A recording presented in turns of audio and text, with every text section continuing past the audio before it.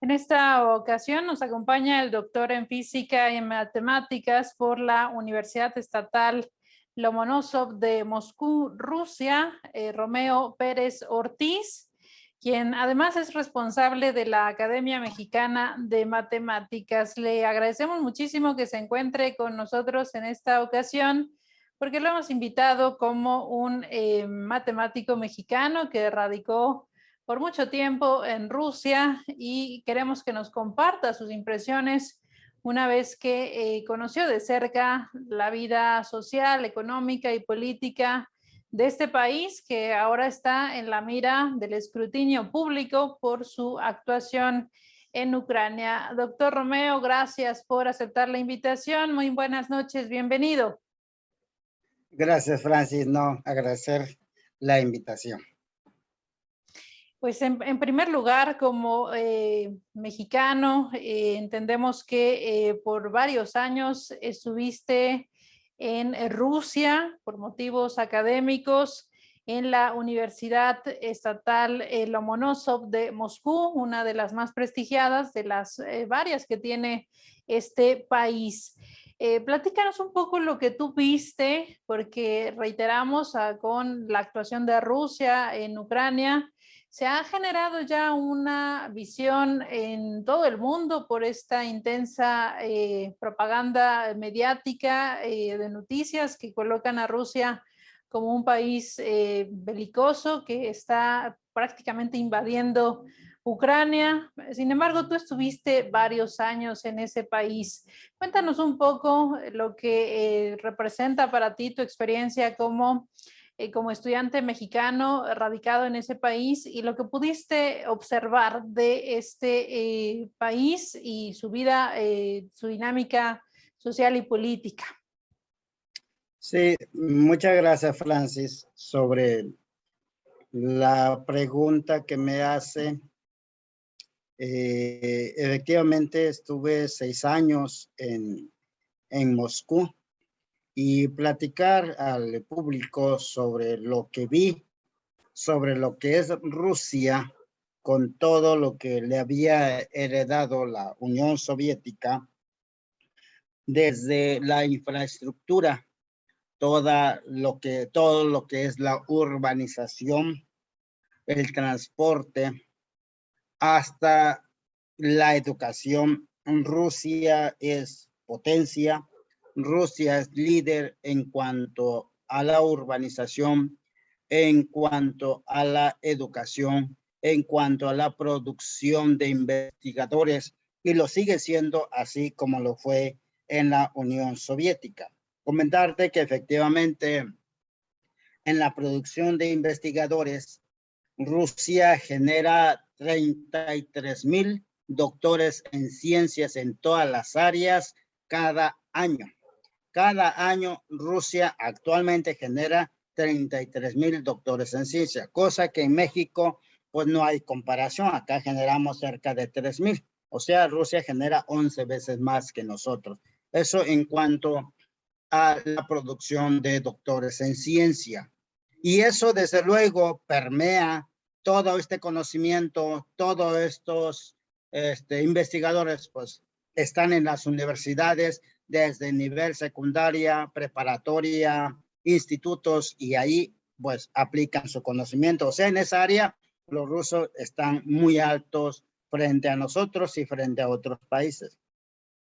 En cuanto a la educación general de la población, más del 50% de la población rusa tiene nivel de licenciatura. Y es de licenciatura. En México apenas el 17% de los mexicanos tenemos nivel de licenciatura. En cambio, los rusos, más de la mitad de la población. Y eso es un avance indiscutible, lo que ha hecho ese país en tan corto tiempo desde que sube el presidente Vladimir Vladimirovich Putin al poder y ha dirigido correctamente a Rusia. En cuanto a la urbanización, pues no se diga, una seguridad impresionante. Usted puede salir a las calles de Moscú a las 3, 4 de la mañana y no le puede hacer nada porque hay una seguridad férrea que cuida a los ciudadanos. Al ingresar al tren, en el metro, igual. Un cuidado impresionante. La limpieza es característica de los rusos. Camina usted por las avenidas grandes de 8 carriles, de 10 carriles estoy hablando, y una limpieza. No va a encontrar basura tirado en la calle. Y esto es una característica positiva para todos los rusos y desde luego para el gobierno, decía yo. Y el metro de Moscú, sobre todo, de San Petersburgo también, esos dos metros, pues son una maravilla, un museo cada estación, la efectividad del transporte, lo barato que cuesta para los estudiantes, le hacen un 50% de descuento en el boleto de los estudiantes, lo barato que representa para los estudiantes estudiar en la universidad, los estudiantes rusos. Estaba yo haciendo la cuenta y un estudiante ruso paga 1,500 pesos aproximadamente al año por vivir en el dormitorio estudiantil en cada una de las universidades. Y esto es otra característica. Todas las universidades rusas tienen su respectivo dormitorio estudiantil. Y así podemos ir mencionando, Francis, todos estos avances y todo lo que había dejado la Unión Soviética. Y si usted me pregunta qué impresión me deja este país, yo le puedo decir un país limpio, un país estético en todos los sentidos, en lo político y en lo económico. Ha de usted saber que después de que entra el señor Vladimir en el año 2000, Rusia ha crecido poco a poco económicamente y militarmente, pero sobre todo el respaldo que le dan sus ciudadanos, la aceptación de los ciudadanos rusos y además el respaldo hacia su gobierno, que es el actual presidente de Rusia.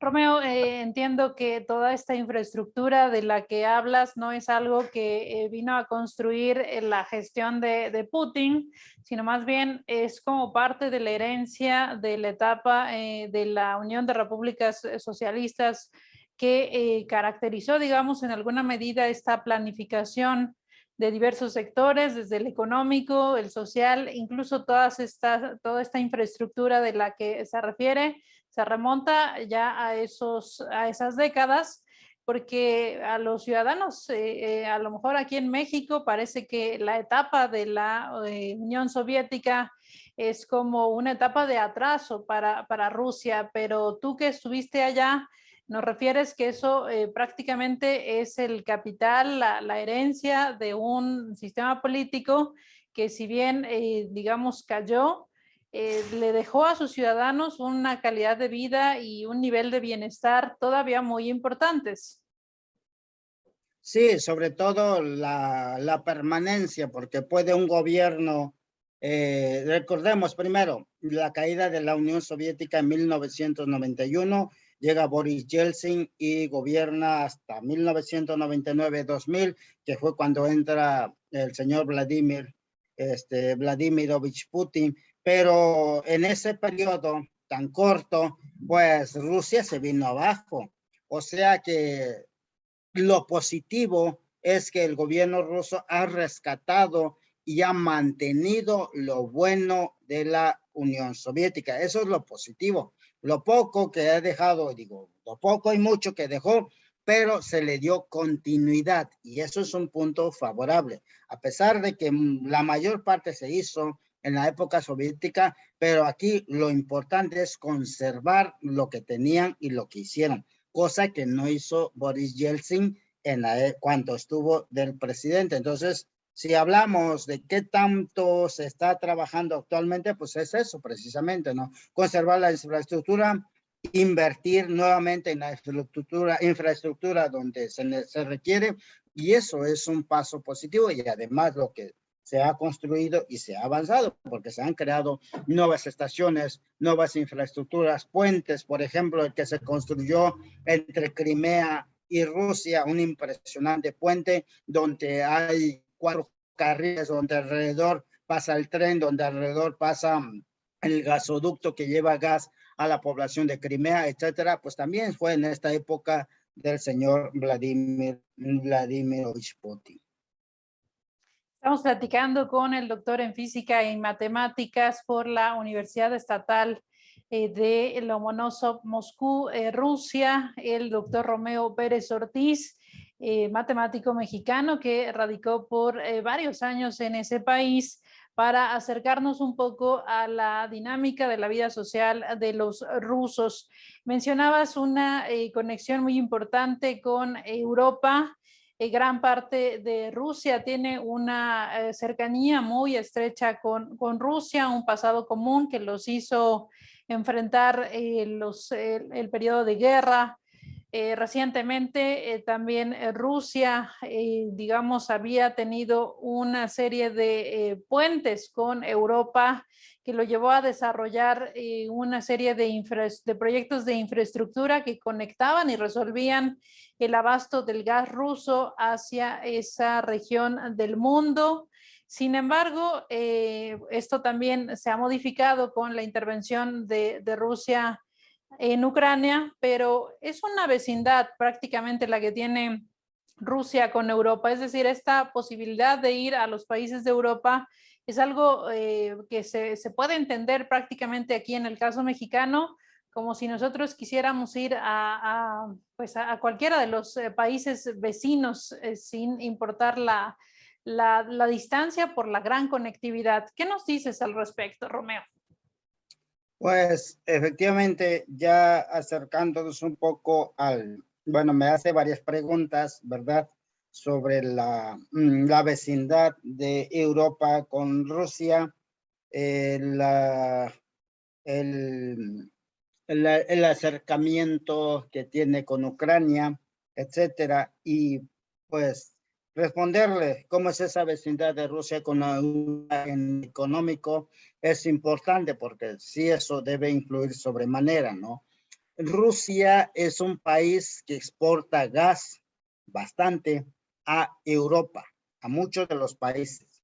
Solamente para dar un dato importante y conocer cómo es esta vecindad económica y la relación comercial que se ha creado, solamente en el año 2020, Rusia exportó el 84.8% de todo el gas que obtenía a Europa. Fíjense nada más, a través del gasoducto, solamente a través del gasoducto. El 42.6% envió por medio de los buques.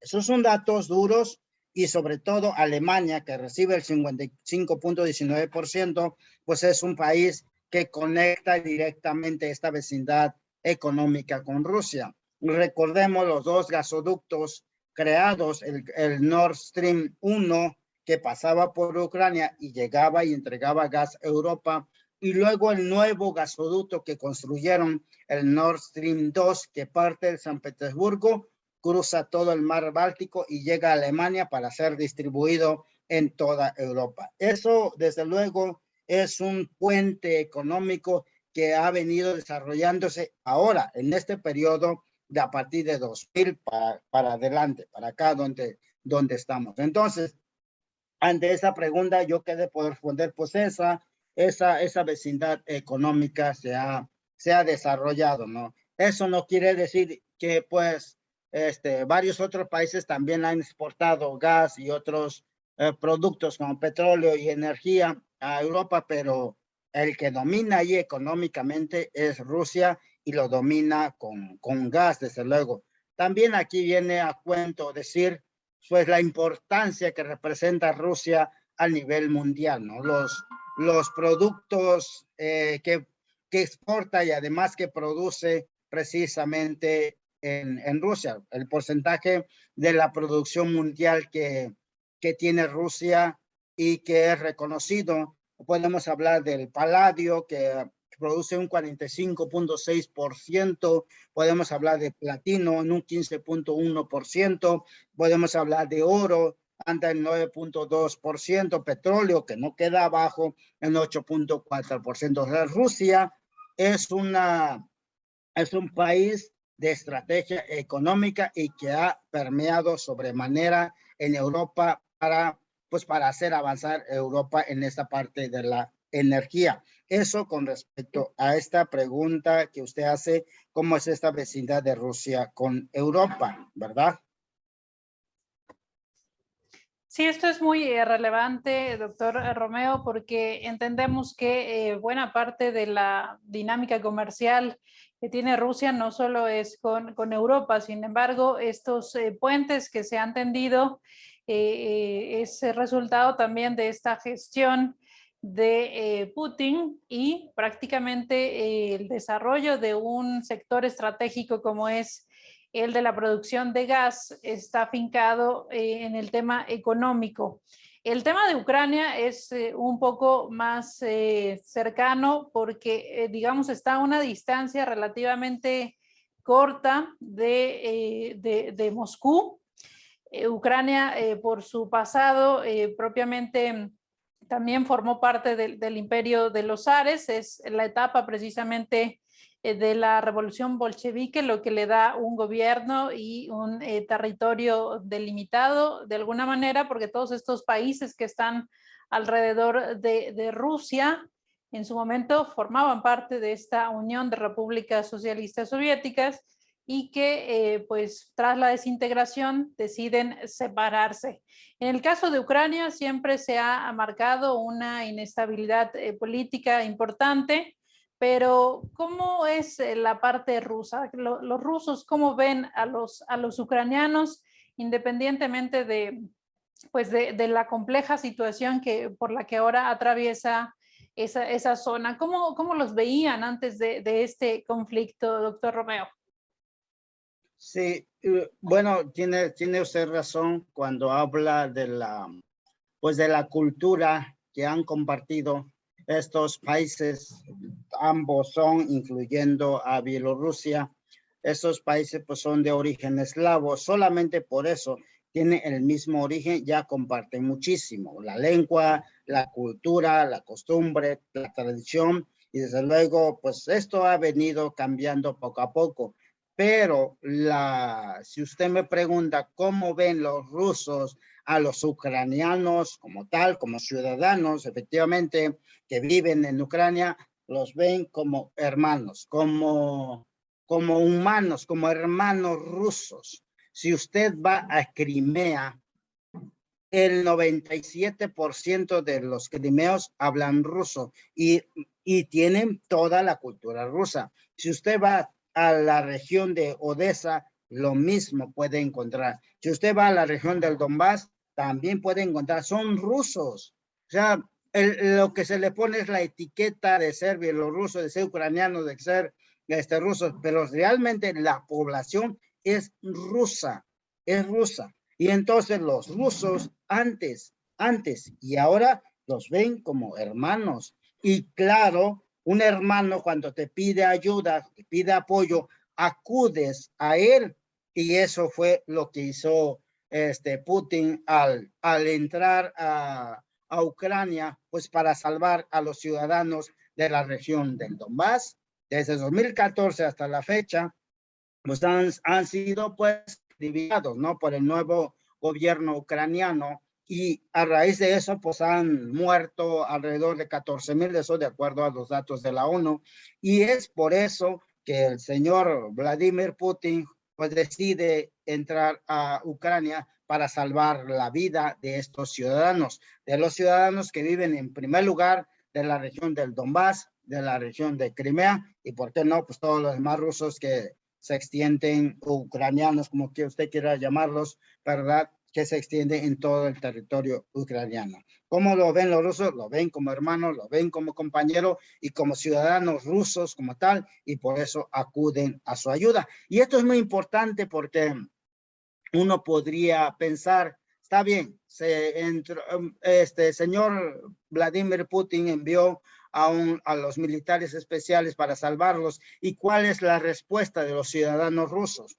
Pues le digo que el 81% de los rusos respaldan el apoyo que les dio el señor Vladimir Putin. Esto con la encuesta que salió en marzo y lo saca la encuesta del Instituto Levada, y eso sale, el 81% está de acuerdo con que se decidió apoyar y salvar a los ciudadanos rusos de estas regiones que yo le acabo de comentar. En ese sentido, pudiéramos decir que hay un respaldo, hay una aceptación de los rusos propiamente, pues en apoyar a los ciudadanos que son rusos, digo yo, pero que viven en el territorio ucraniano. Entonces no es un panorama de hostilidad en el que Rusia, como un gigante que busca, digamos, someter a todos estos países que de alguna manera, digamos, dejaron de ser parte de la Federación Rusa, buscando someterlos por la vía de la fuerza, que sería como uno de los aspectos que más se ha difundido en toda esta campaña que mantiene prácticamente a Rusia como el enemigo a vencer, como se ha presentado lamentablemente por parte de esta campaña. Romeo, se nos acaba un poco el tiempo, pero te agradecemos muchísimo esto que nos has compartido. Por último, ¿qué le dirías a los mexicanos en torno al entendimiento de esta situación en respaldo a Rusia, a la actuación de Rusia? ¿Qué le dirías a los mexicanos, que también es uno de los sectores que lamentablemente por esta campaña mediática, pues sí ubican a Rusia como un enemigo, como un peligro realmente? Sí, pues brevemente yo los invito a reflexionar, a razonar y a buscar nuevas informaciones. Los invito a investigar, sobre todo, a ser reflexivos y a investigar, porque efectivamente hay una campaña sucia, mediática, en contra de los rusos y sobre todo de su presidente, que se dice que Rusia invadió Ucrania, que Rusia está sometiendo a Ucrania, pero así no está. Así no es el asunto político de Ucrania. Como lo dije al principio, Rusia no le quedó de otra más que defender a los ruso-ucranianos que viven en ese territorio. Y además Rusia pues también tuvo que intervenir porque tenía que salvarse ella misma ante pues el empuje de la OTAN de introducir a Ucrania y a Georgia en esa organización para ahorcar más de cerca a Rusia, ahorcar a Rusia económicamente y militarmente. Ucrania es un escenario, es un pretexto para justificar el ahorcamiento económico de Rusia y desde luego para ir y eliminar pues al presidente Vladimir Putin, ¿no? Ese es el pretexto. Entonces, invitar a los mexicanos a que investiguemos, a que conozcamos nuevos materiales que nos den diferentes puntos de vista y a comparar y a razonar. Yo les invito a que no se dejen llevar por toda la campaña mediática occidental que tacha a Rusia como el enemigo a vencer. No, el enemigo es otro. Los intereses que hay en Ucrania son otros. Es el interés de los monopolios estadounidenses y es Estados Unidos con la OTAN que están luchando, que están queriendo dominar el mundo entero, que quieren pues la hegemonía mundial y para lograr eso tendrán que pasar sobre Rusia. Rusia se está defendiendo con todo lo que tiene y ese es el mensaje que yo le quiero dar a todos los mexicanos que nos escuchan en estos momentos. Romeo, por último, pues, ¿qué te parece esta política, digamos, de censurar a los compositores, a los músicos, a los literatos rusos? ¿A ti en Rusia te prohibían leer a los escritores norteamericanos, a los escritores de otras regiones del mundo? ¿Qué opinión te merece y si eso se practicaba en Rusia? No, los rusos son muy éticos, decía yo al principio, ¿no? Los rusos son limpios, son éticos, son sinceros. Tuve y tengo varios amigos rusos y la sinceridad entre ellos y la amistad larga y sincera entre ellos se predica con todos y en todos los sentidos. En Rusia hay libertad de lectura, hay libertad de practicar arte, de hacer cultura, de hacer teatro de otras naciones. Nunca a mí en particular me impidieron pues a realizar mis actividades. Tampoco hubo discriminación hacia mí y tampoco vi discriminación hacia los negros, hacia los hebreos, hacia los chinos, hacia los coreanos, hacia cualquier otra raza. Nunca hubo discriminación. Todos formamos pues una amistad sincera con los rusos y eso es lo que yo quiero rescatar. Y me parece muy reprobable pues que hasta en México nosotros, por el simple hecho de que resulte que la orquesta toque una música, una orquesta rusa o una canción rusa, se cancele, se sancione, a mí me parece de lo más reprobable y yo no estoy de acuerdo con eso.